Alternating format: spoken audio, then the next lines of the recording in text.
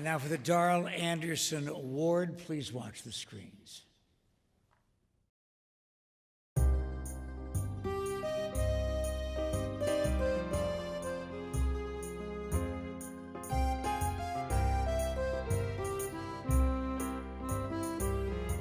My story is that we left Chicago with 3 children, 9 suitcases, and $300 in our pocket, and we landed at Terminal 1. Businessman, sport mogul, leader, visionary, godfather of Phoenix, a legend. These are just some of the words used to describe Jerry Colangelo. But most know him best for when in 1968, at only 28 years of age, he became the youngest general manager in sports history to head up the new NBA expansion team called the Phoenix Suns. And then later in 1987, he became the successful owner of the Suns as well as the 2001 world champion Arizona Diamondbacks. Few, however, know the story behind the story that brought one of the nation's most influential sports businessmen to Phoenix.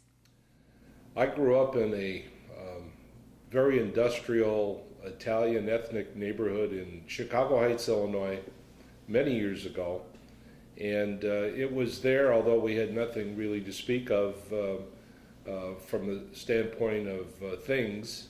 My only home that I was born and raised in was a home that my immigrant grandfather built out of the remnants of 2 railroad boxcars and some extra lumber. And it was there that I really got a basis of who I would become, I believe. And that was family and faith and commitment and hard work, just an attitude that I thought was the only way to be. But then things began to change for me. As I developed a reputation as an athlete and was getting recognition, I kind of felt like I was a little bit invincible and I didn't need much help in terms of a God to help me. And it wasn't until I met a very beautiful young lady when I was 19 years old, going on 20, who was very, very different from other girls that I knew. As it turned out, she happened to be a Christian, and she was involved in an organization called Young Life, and I met a man who was her Young Life leader by the name of Bill Starr, who many of you know, and one of my dearest friends and mentors. Jerry, of course, like all of us, had 2 sides to his who he is, and the first one you know all about, the man who accomplished so much for the city of Phoenix. But there's another side to Jerry. When he was a student down at the University of Illinois, where he was very popular and a great athlete, he met and married a friend of our family. Joan, his wife, was in my Young Life Club when she was in high school. She invited me down to visit her and Jerry when she was married and a student at the university, and the 2 of them lived in a little apartment. So I shared it by sleeping on the sofa in the front room. That's when my relationship to Jerry began. I was working in a social organization called Southwest Leadership Foundation, and Jerry became the chairman of our board, which we had a homeless family program. And now there's a tough one to work with. But we were quite successful at it, due much to Jerry's being known in the city and his involvement in social efforts. So listen well to Jerry. He has much to say, and he's a man well qualified to say it. And may your evening be blessed by God, and may there be much good that comes out of tonight. I came out of the closet as a Christian, in my case, because that's my belief and my family's belief, and felt reasonably comfortable in sharing my testimony. And Another part of me was knowing that as far as the Phoenix Suns, which I gave birth to, was going to have to earn its keep in the community. And so on the first day here, I said, this community owes us nothing. It's up to us to earn the respect and support of the community by how we conduct ourselves. The respect Jerry and his sports organizations have gained in Arizona is undeniable. But Colangelo's commitment to the Arizona community transcends sports, and he is known as one of the state's most active community dignitaries and respected business leaders. Tom Ambrose, former director of the Phoenix Suns Charities for 37 years, can attest to that. When Jerry took over the team, it was very important to him to bring as much to bear to our community efforts as we could. And so we started Phoenix Suns Charities, and I was charged with doing that. I remember our first year we raised a whopping $35,000, but in more recent years we raised over $1.5 million in one evening of fundraising. So it was one of Jerry's really one of the projects that he was very excited about. But I'll say this about everything that we did in the community, it was always because of Jerry's leadership and his desire to do the right thing for the community rather than do something that would be financially beneficial to the organization. Jerry is no longer Arizona's secret. In recent years, he has taken leadership roles nationally and internationally, but perhaps none greater than his role in the return of the gold to our Olympic basketball team. Well, I know one thing. I wish I was there to show my appreciation for Jerry Colangelo. Jerry, I'm glad that your community is showing you appreciation for I think one of the most amazing jobs done in the history of basketball in our country. And you're the architect, you were the mastermind, you were the leader, you were the heart and soul of this Olympic movement over the last 3 years.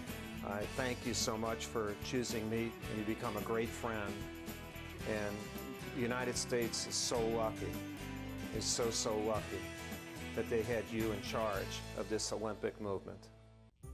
The awards and honors Jerry has received are far too exhaustive to enumerate, but none can be as meaningful as those who work with Jerry every day. He's a kind, generous, good man. His Christian faith is very, very important to him, and its tenets and precepts, he tries to follow them absolutely, and one of those is, of course, the Golden Rule. And Jerry just does that, and he does it in part because he thinks he should, but part of it is just his instincts. He understands that that's what he's to do, and he will often say, "I've been given a platform, and I have the responsibility to deal with that platform in a responsible way." To have this opportunity at Grand Canyon University, he is a big part of this. And when he called and wanted to know if I would be interested in coaching this team, I jumped at it, because you know, if Mr. Colangelo is involved in something, it's first class, it's going to be the right way to do things, and you're going to be successful. We need to change where our country is headed. I've been personally concerned about the lack of a moral compass. We've lost our way, and we need to get back. Some of us are in a position to do more than others, but the thing we can all do is kind of join together, hand in hand, regardless of what our personal faith may be, and that is to follow the Golden Rule. And if we do that, we would make an impact. Just think about community by community if that were to take place, state by state.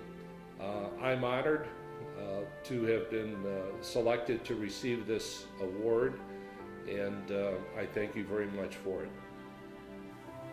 Ladies and gentlemen, the 2014 Golden Rule Darrell Anderson awardee, Jerry Colangelo.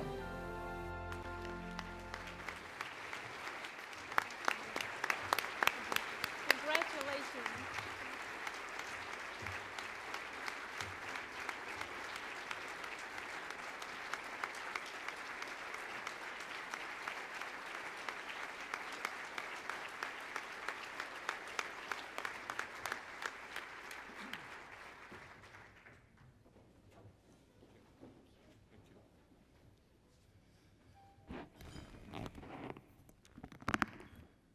Well, it's been quite an evening. I don't know how anyone can leave here tonight and not be inspired by the stories, the testimonies. It warms my heart to see that so much is happening that you're really not aware of. You know, we live in our own little worlds, and we think that what we're doing is we're limited to what is involved in that small world. And this has been a very, very impactful evening to me, and hopefully to everyone here. You know, one of the things that I believe very strongly is that God has a plan for everyone's life. And it really doesn't matter what your religion is.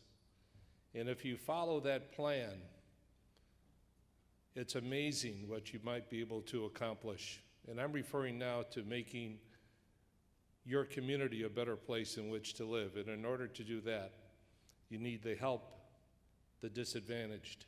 You need to help people who can't really get it done themselves.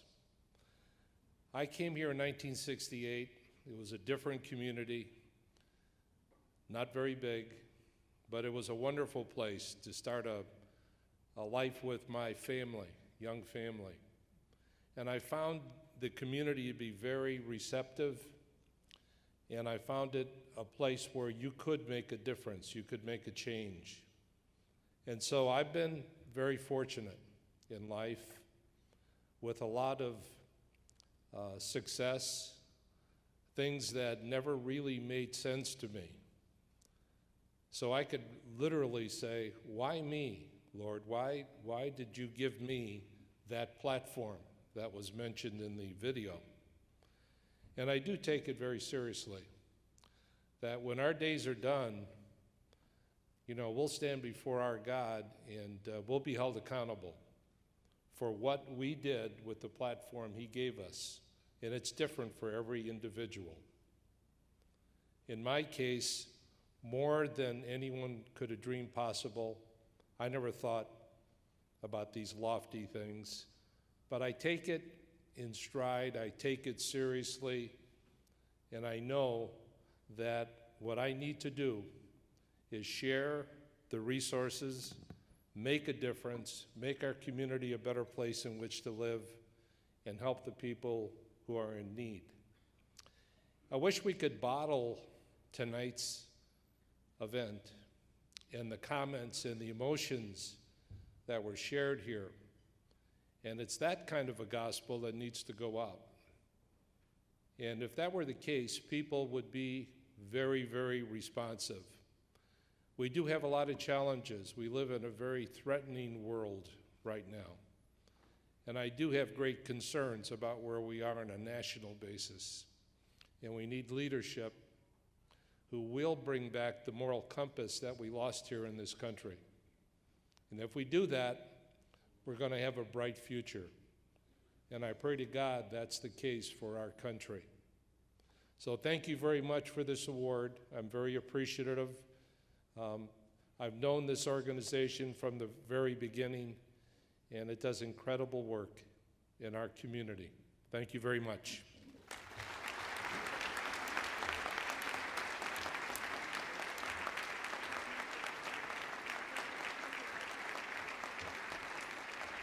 Ladies and gentlemen, Jerry Colangelo.